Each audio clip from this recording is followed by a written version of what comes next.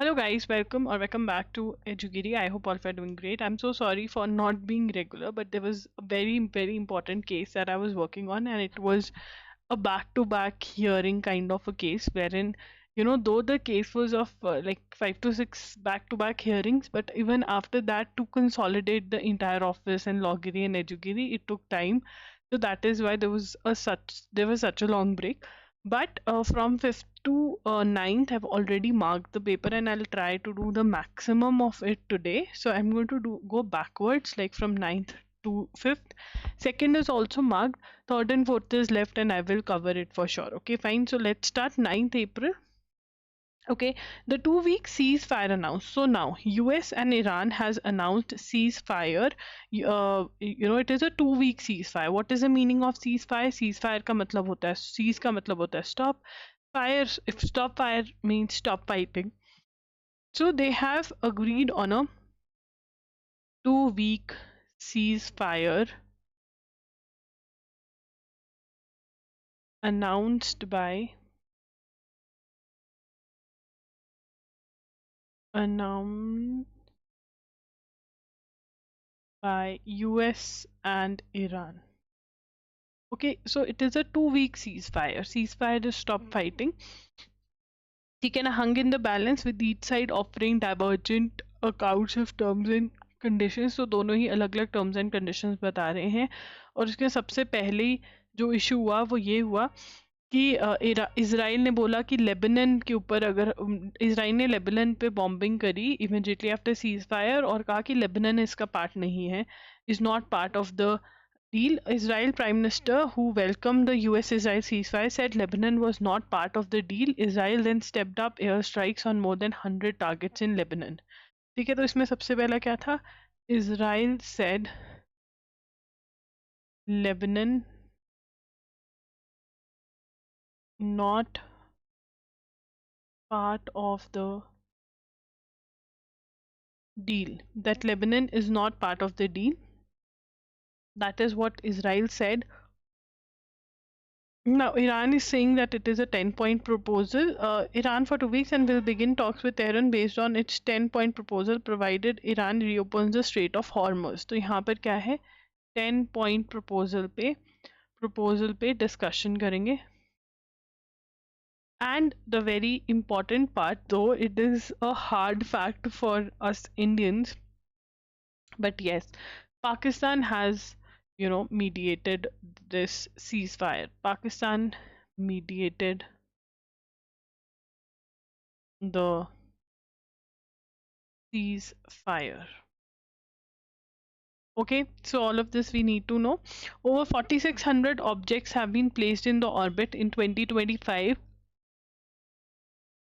315 space launches. तो आप कहोगे कि 315 स्पेस लॉन्चेस में 4600 ऑब्जेक्ट्स. यस, बिकॉज एक एक लॉन्च में बहुत बहुत सारी ऑब्जेक्ट्स सैटेलाइट्स स्पेस में जो प्लेस करना है वो चीज़ें चली जाती हैं. तो over 4600 objects placed in orbit in 2025 after 315 space launches. ठीक है ना, तो यहाँ पर किसने बोला ये? According to Indian space situational assessment report, that is ISAR 2025 report में. ठीक है ना, Indian space assets in 2025, 8 satellites were launched and 4 rocket bodies were placed in orbit. The report said 12 Indian objects re-entered the atmosphere. हम कुछ वापस भी लेकर आते हैं सैटेलाइट्स को, which is a good thing. Unmanned space mission launch date soon. तो गगनयान का पार्ट है कि पहले गगनयान क्या है? गगनयान इज कि हमें मैंड मिशन करना है, मैंड मिशन टू स्पेस, कि स्पेस में इंडिया अपने एस्ट्रोनॉट्स लेकर जाएगा और उनको वापस लेकर आएगा. This is the mission of Gaganyaan. But उससे पहले अनक्रूड मिशन होंगे, मतलब कोई भी इंसान उसमें मिशन में नहीं बैठा होगा एंड वो स्पेस में जाएंगे। सो अनक्रूड मिशन गगनयान का पार्ट है, तो जल्द ही होने वाले हैं ये मिशन, ठीक है ना। तो गगनयान क्या है? Gaganyaan is the going to be India's first manned mission to space. ये क्या है? First manned mission to space है, ठीक है ना, first man mission to space है। एंड इससे पहले कि गगनयान हो, अनक्रूड मिशन कर रहे हैं। अनक्रूड मिशन मतलब कोई भी क्रू नहीं होगा, बट ये टेस्ट करेंगे अपने सिस्टम्स, ठीक है ना। तो अनक्रूड मिशन, जिसको ये क्या बुला रहे हैं, HLVM3G1OM1 mission. This is going to be first uncrewed mission.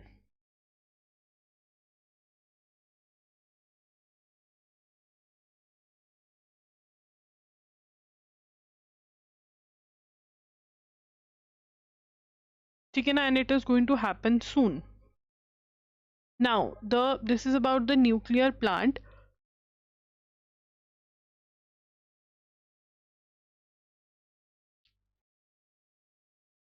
The PFBR in Kalpakkam, Tamil Nadu, has achieved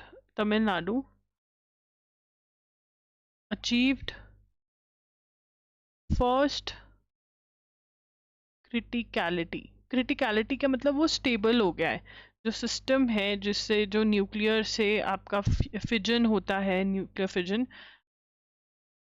ठीक है ना। तो इसमें जेन्युइन कॉज में क्रिटिकली फर्स्ट क्रिटिकलिटी अचीव कर लिया, मतलब वो स्टेबल हो गया है। न्यूक्लियर प्लांट कहाँ पर आया है? कलपाकम तमिलनाडु में, कलपाकम तमिलनाडु में, ठीक है। तो नाउ PFBR की फुल फॉर्म क्या है? PFBR की full form is prototype fast breeder reactor, ठीक है ना। क्या है? Prototype fast breeder reactor, Kalpakkam Tamil Nadu, achieving first criticality is a genuine cause of satisfaction. Sorry guys, I'm so sorry because of I was so busy. I've just slept for like 3 to 4 hours, like for 5 6 days, and then I first completed my sleep because I was legit feeling so drowsy. A parliamentary standing committee reported this year that the project's final cost is so इतना ज़्यादा cost of project क्या आया है? Cost of project बहुत ज़्यादा आया है, it is ₹8181 crore, ठीक है ना। Expected to be commission by to be commissioned by 2029 तक इसको फंक्शनैलिटी में हो जाएगा ये पूरा पूरा। PFBR is the first commercial scale component of the second stage of India's nuclear power program. Its purpose is to use spent fuel after reprocessing from the first stage and depleted uranium to produce more plutonium. In the final stage, reactors will use plutonium and thorium as fuel. तो मतलब ये stages हैं कि fuel को और use करते रहते हैं, तो ये हम note करेंगे. This is a very good thing. Nuclear power contributes 3% of India's electricity from 8.78 gigawatt of installed capacity, and the country is committed to, increase it to 100.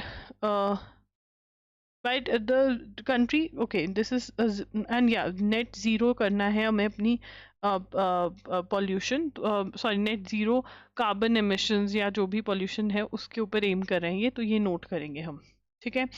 The passage of Jan Vishwas. Now what happens is that there are a lot of bills जो छोटी छोटी बातों के लिए court में पहुंचा देते हैं, अरेस्ट कर लेते हैं, जेल हो जाती है, और उससे बिजनेस जो है वो उसमें रुकावटें पैदा होती हैं।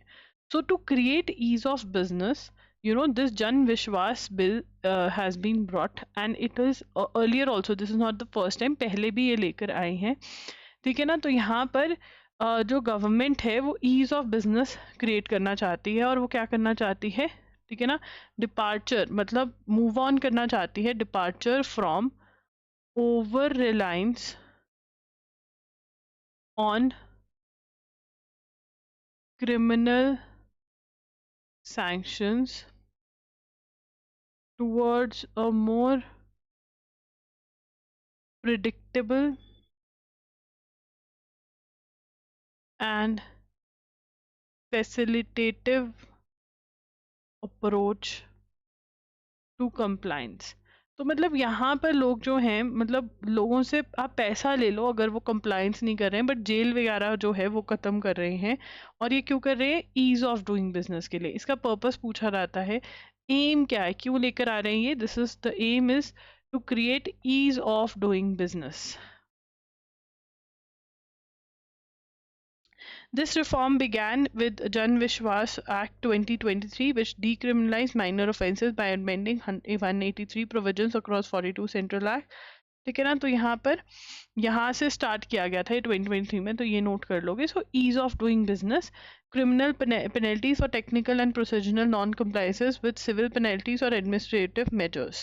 So this is to ease of this you can note, this is to create ease of doing business.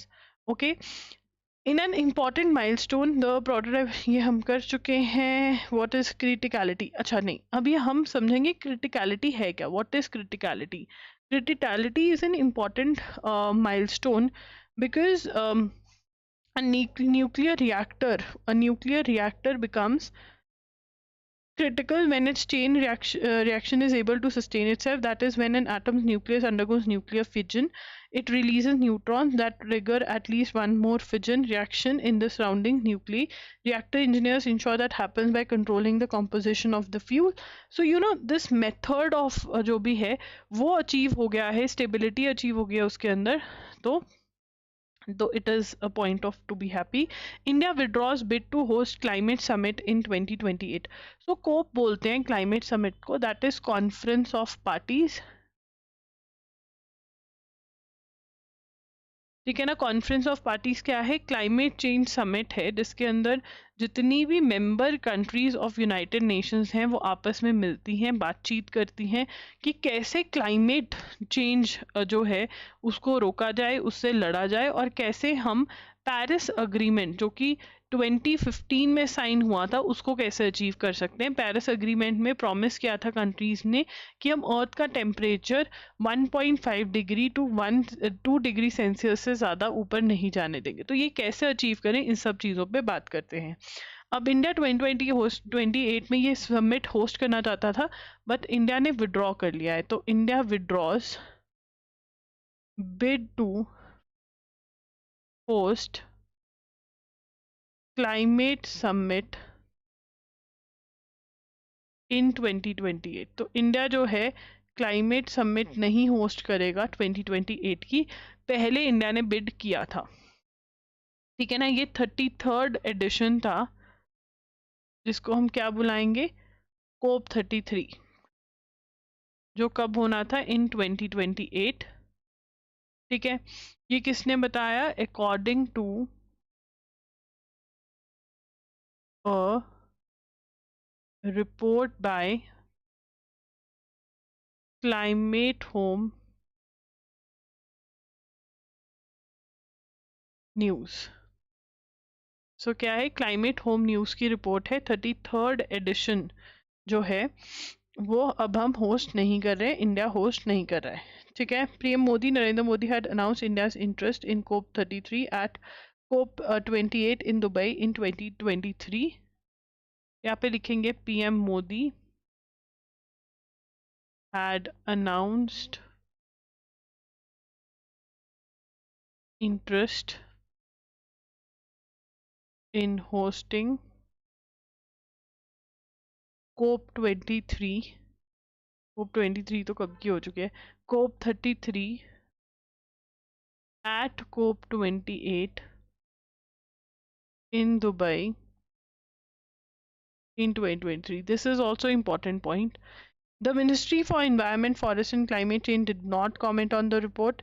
According to CNH, an April 2nd letter by Rajat Agrawal, Joint Secretary in Environmental Ministry to the UNFCCC, stated that India was withdrawing its candidacy following a review of its commitments for 2028. ठीक है ना। तो यहाँ पर letter दी गई है UNFCCC को। UNFCCC की बहुत बार फुल फॉर्म पूछी गई है। दिस इज अ PYQ, पुराना PYQ है ये। तो UNFCCC स्टैंड फॉर, बहुत ही ईजी है इसको याद करना, UN stand for United Nations, CC stand for climate change. सिर्फ आपको फ्रेमवर्क कन्वेंशन याद करना है, ठीक है ना। The full form is very very easy, you can note it down the entire full form from here, यहाँ से लेके यहाँ तक, okay.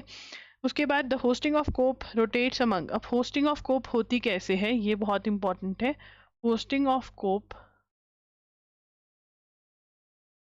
Rotates among the UN's 5 regional groups with India belonging to Asia Pacific Group, ठीक है ना। तो यहाँ पर एशिया पैसिफिक को इंडिया बिलोंग करता है। 5 रीजनल ग्रुप्स बने हुए हैं, उसके अंदर कोप कौन होस्ट करेगा, वो रोटेट करता है। कोप 30 was held in Brazil last year. जो कोप हुई वो कहाँ पर हुई, कोप 30 जो कि 2025 में हुई, वो कहाँ पर हुई, ब्राजील में। कोप 31 जो कि 2026 में होने वाले इस साल, वो jointly hosted by Turkey and Australia.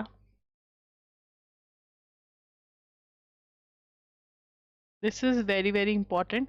And COP 32 जो कि 2027 में होगी, वो इथोपिया जो है वो होस्ट करेगा। All of this is very very important. Has India, now if India has withdrawn, it is South Korea जिसने बिड दी है। South Korea is the only country so far, South Korea has expressed interest in hosting COP 33, ठीक है। India ने एक बार कोप summit held करी है 2002 में, इंडिया होस्टेड। इंडिया ने एक ही बार करी है। कोप 28, कोप 8 में भी, कोप 28 नहीं, COP 8 only once when it was relatively a low key affair, मतलब इतनी बड़ी बात नहीं थी। On March 25 India announced the updated NDCs announce करे हैं, committing by 2020 to source 60% of its installed electricity capacity from non-fossil fuel, reduce emission intensity of GDP by 47%। तो ये सारा का सारा 3 बहुत ही शॉर्ट में इन्होंने बता दिए हैं NDCs। ये पूरे आप नोट कर लीजिए, this is very important. NDCs क्या है, देखिए मैंने आपको बताया ना कि कंट्रीज आपस में प्रॉमिस करा हुआ है पेरिस अग्रीमेंट, जो कि 2015 में साइन हुआ था, कि अर्थ का टेम्परेचर 1.5 डिग्री 2 डिग्री सेल्सियस से ज़्यादा नहीं होने देंगे। तो इसी चक्कर में, इनको अचीव करने के चक्कर में कंट्रीज NDCs अनाउंस करती हैं, nationally determined contributions. Nationally determined contributions, the word itself says कि कंट्रीज इटसेल्फ आपस में ही एक डिसाइड करती हैं कि हमने, मतलब खुद से डिसाइड करती हैं कि हम क्या एक्शन लेंगे टू अचीव द सेम, कि हमें अर्थ का टेम्परेचर बढ़ने नहीं देना है। Mohsina Kidwai, a former union minister and veteran Congress leader, passes away. ये आप टाइटल ही लिख लीजिए, उतना ही बहुत है। That's it. देखो न्यूज़पेपर्स बहुत छोटे हैं, तो हम बहुत आराम से अपना 2 to 8 अप्रैल कवर कर पाएंगे, ठीक है ना। तो डरने वाली बिल्कुल बात नहीं है, सब कुछ कंप्लीट होगा, आप बस देखते जाइए इनको। Do like the video, do subscribe to the channel and do comment कि आपको सेशन कैसा लगा। Thank you for watching. All the very best.